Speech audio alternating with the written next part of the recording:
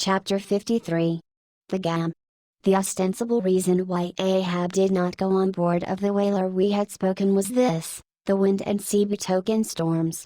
But even had this not been the case, he would not after all, perhaps, have boarded her, judging by his subsequent conduct on similar occasions, if so it had been that, by the process of hailing, he had obtained a negative answer to the question he put.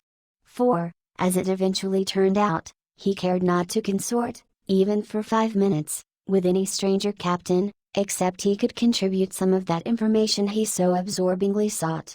But all this might remain inadequately estimated, were not something said here of the peculiar usages of whaling vessels when meeting each other in foreign seas, and especially on a common cruising ground.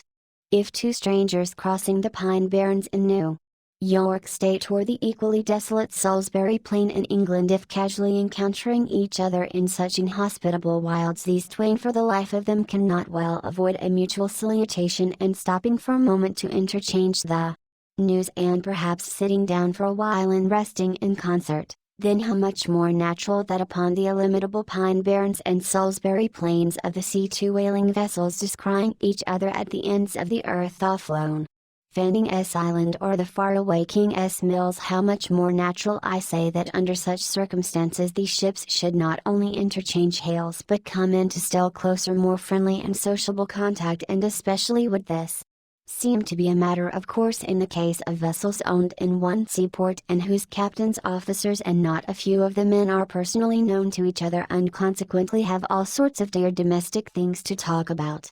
For the long absent ship, the outward bounder, perhaps, has letters on board. At any rate, she will be sure to let her have some papers of a date a year or two later than the last one on her blurred and thumb-worn files. And in return for that courtesy, the outward-bound ship would receive the latest whaling intelligence from the cruising ground to which she may be destined, a thing of the utmost importance to her. And in degree, all this will hold true concerning whaling vessels crossing each other's track on the cruising ground itself, even though they are equally long absent from home. For one of them may have received a transfer of letters from some third, and now far remote vessel, and some of those letters may be for the people of the ship she now meets. Besides, they would exchange the whaling news, and have an agreeable chat. For not only would they meet with all the sympathies of sailors, but likewise with all the peculiar congenialities arising from a common pursuit and mutually shared privations and perils. Nor would difference of country make any very essential difference, that is, so long as both parties speak one language, as is the case with Americans and English. Though to be sure from the small number of English whalers such meetings do not very often occur, and when they do occur there is too apt to be a sort of shyness between them, for your Englishman is rather reserved and your Yankee he does not fancy that sort of thing in anybody but himself. Besides, the English whalers sometimes affect a kind of metropolitan superiority over the American whalers, regarding the long, lean Nantucketer, with his nondescript provincialisms, as a sort of sea peasant. But where this superiority in the English whaleman does really consist, it would be hard to say, seeing that the Yankees in one day, collectively, kill more whales than all the English, collectively, in 10 years. But this is a harmless little foible in the English whale hunters, which the Nantucketer does not take much to heart, probably, because he knows that he has a few foibles himself. So, then, we see that of all ships separately sailing the sea, the whalers have most reason to be sociable, and they are so. Whereas some merchant ships crossing each other's wake in the mid-Atlantic will oftentimes pass on without so much as a single word of recognition, mutually cutting each other on the high seas like a brace of dandies in Broadway, and all the time indulging perhaps in finical criticism upon each other's rig. As for men of war, when they chance to meet at sea, they first go through such a string of silly bowings and scrapings, such a ducking of ensigns, that there does not seem to be much right down hearty goodwill and brotherly love about it at all. As touching slave ships meeting, why, they are in such a prodigious hurry, they run away from each other as soon as possible. And as for pirates, when they chance to cross each other's crossbones, the first hail is how many skulls. The same way that whalers hail how many barrels. And that question once answered, pirates straightway steer apart, for they are infernal villains on both sides, and don't like to see overmuch of each other's villainous likenesses. But look at the godly, honest, unostentatious, hospitable, sociable, free and easy whaler. What does the whaler do when she meets another whaler in any sort of decent weather? She has a a thing so utterly unknown to all other ships that they never heard of the name even, and if by chance they should hear of it they only grin at it and repeat some stuff about spouters and blubber boilers and such like pretty exclamations. Why it is that all merchant seamen, and also all pirates and men of war's men, and slave ship sailors, cherish such a scornful feeling towards whale ships, this is a question it would be hard to answer. Because, in the case of pirates, say, I should like to know whether the profession of theirs has any peculiar glory about it. It sometimes ends in uncommon elevation, indeed, but only at the gallows. And besides, when a man is elevated in that odd fashion, he has no proper foundation for his superior altitude. Hence, I conclude, that in boasting himself to be high lifted above a whaleman, in that assertion the pirate has no solid basis to stand on. But what is a gam? You might wear out your index finger running up and down the columns of dictionaries, and never find the word.